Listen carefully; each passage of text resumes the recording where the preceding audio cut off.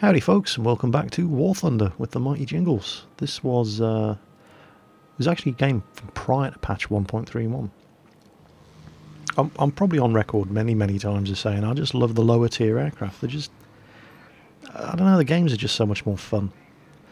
And the Kittyhawk in particular has always been one of my favourites. It hasn't always been one of my favourites. I should probably qualify that statement. When I first flew the Kittyhawk, when I first reached rank 4 in the American fighter line, I didn't like it at all. The old P-40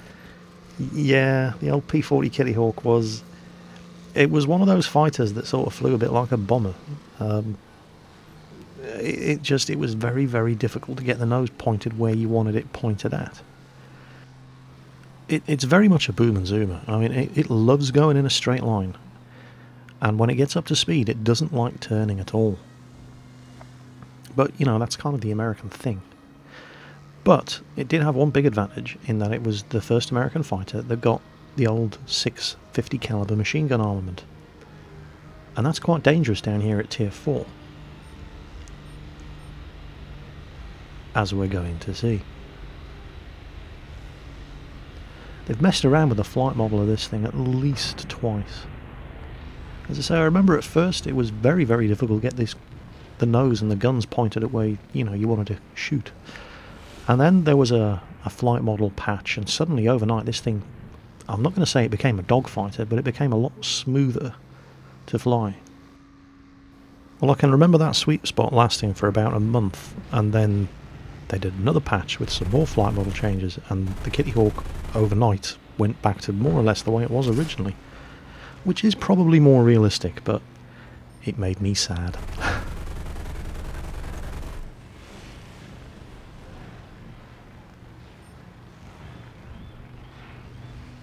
Oh, there's an assist. People often say, Jingles, why don't you finish your kills? Well, it depends what I'm flying.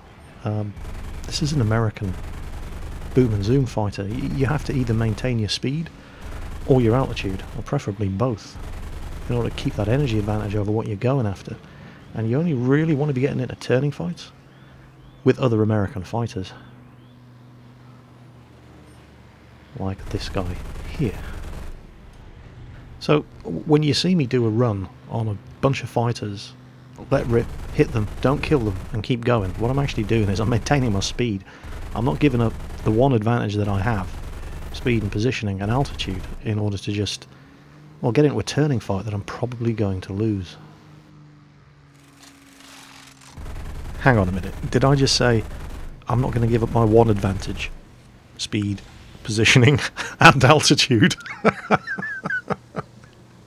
Oh, Jingles. Yeah, well, you know what I mean.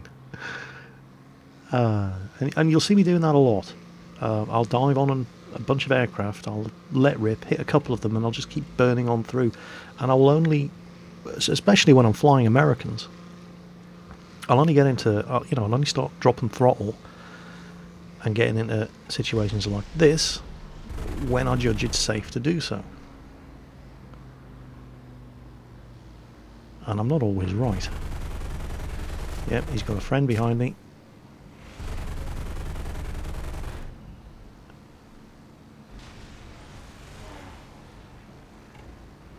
But I've got plenty of allies over here as well. Oh crap, oh bollocks. Oops. Oh well. Next. Yeah, let's jump in the F6. It's another aircraft that I really don't play enough. Same armament as the Kittyhawk, but it's a better aircraft. It's a bit easier to control than the Kittyhawk.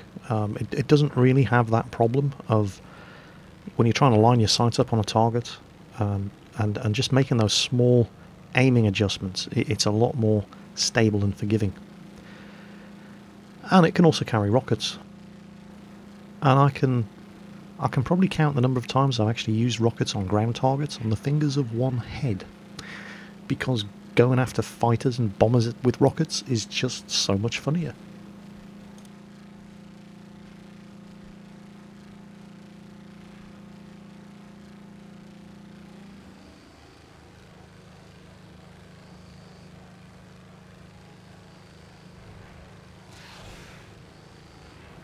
Of course you have to actually hit them, but when you do it's downright hilarious.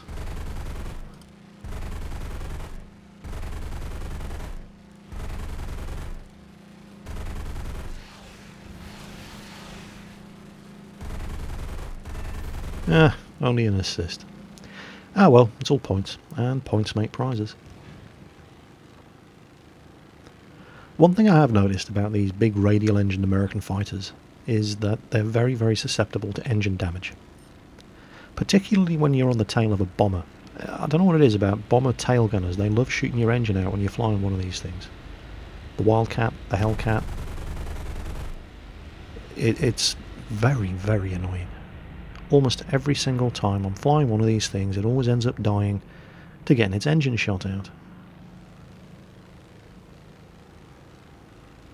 I think I've pulled more crash landings in these things than any other aircraft.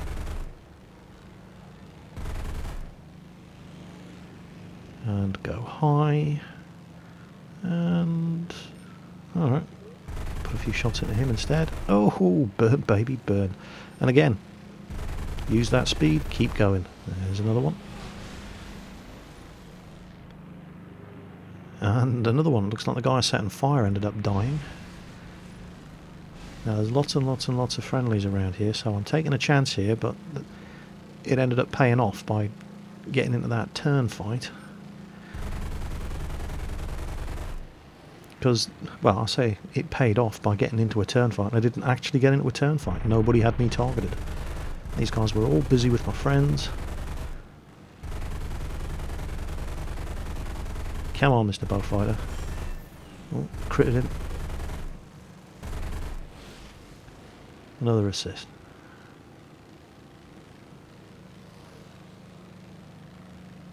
I know I'm on record as complaining about how ineffective the American 50 cals are, but that's not really the case down at this sort of level.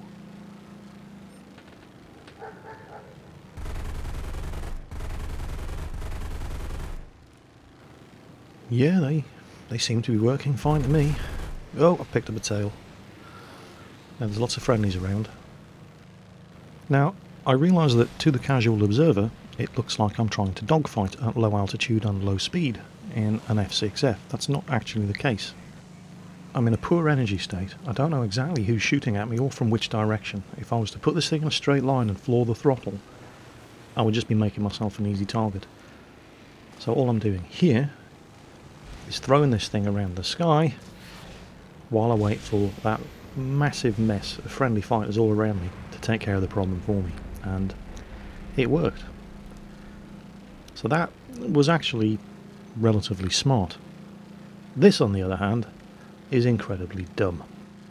Low on energy and climbing to meet another S6F who has all of the advantages. Having said that, this guy's not doing himself any favours at all.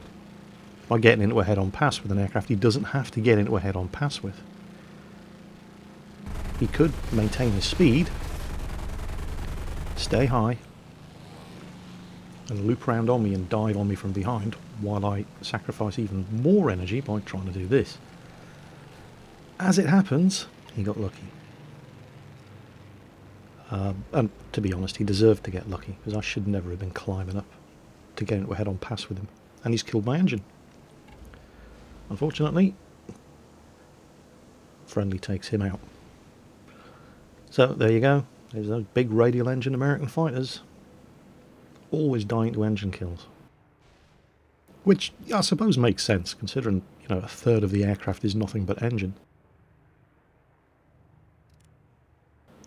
Anyway, let's take the B-25 out. I haven't shown you guys nearly enough gameplay footage in this. I always tend to... Well, for a start, I don't really use this thing as a bomber. I tend to use it as a big heavy fighter, kind of like the way people play bow fighters. It's ridiculously well armed. And you'll often see, especially when I'm flying this thing, it looks like I'm opening up when I don't stand a chance of hitting the target. It's not actually me. It's the gunners. This thing's got a gunner in the nose. That guy in the double 50 caliber dorsal turret on top, he can also shoot at targets at the front. And then of course there's the 6 machine guns that are pilot controlled. But this is an incredibly dangerous aircraft to find yourself in front of. And I do love going after bombers with this thing, because it's fast as well. And being a medium bomber, it can actually absorb quite a lot of punishment. Oh, hello, Mr. Catalina. Yep, you will do. Now, of course, it is a medium bomber, so... Well, you don't want to be getting into dogfights in this thing. But it's an incredibly well-armed and protected medium bomber.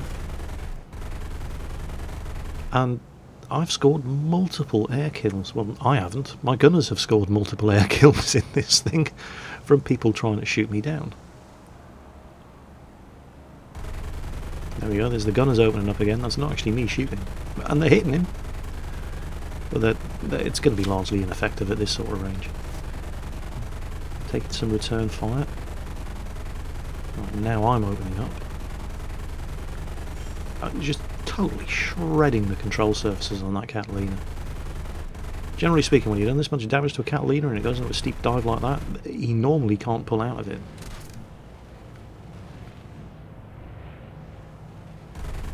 We're going to see if that's the case here.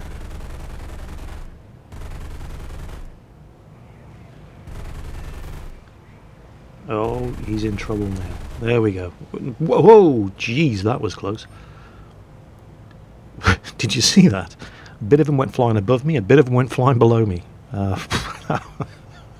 Anyway, a kill's a kill. Next victim. And if you're using this thing as a heavy fighter, then you definitely don't go getting into dogfights with this thing.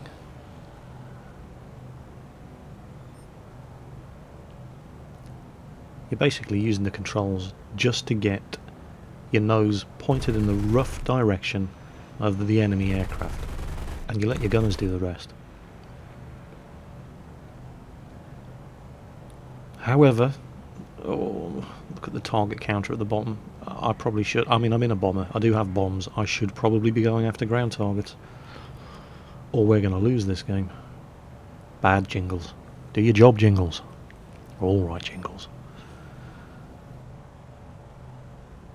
We'll have in,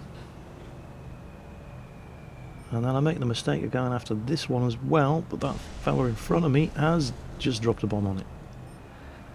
And now I'm out of bombs, and this thing does not steer very well, so I was trying to line up the machine guns on that other target there, but I'm going to have to come around for another pass.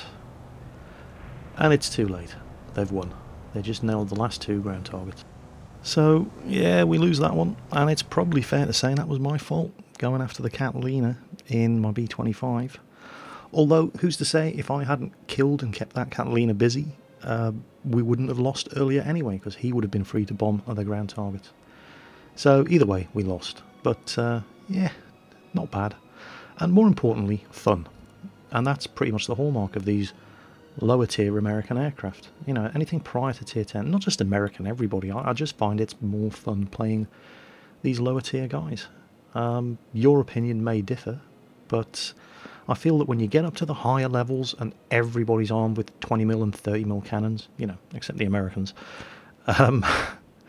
it's just, you just die so much faster unless you know what you're doing. And I'm anything but a pro flight simmer. As those of you who see me flying historical battles will only too happily agree. And so this is pretty much where this is really my sweet spot in War Thunder, down at this sort of level with, and not just the Americans, everybody, the British, the Americans, the Japanese, and yes, even the Russians. I definitely think this is the sweet spot. So that was it was an older replay. We've got some newer ones coming up over the course of the next few days as well. Hope you enjoyed it. As always, watch your six. I'll catch you next time.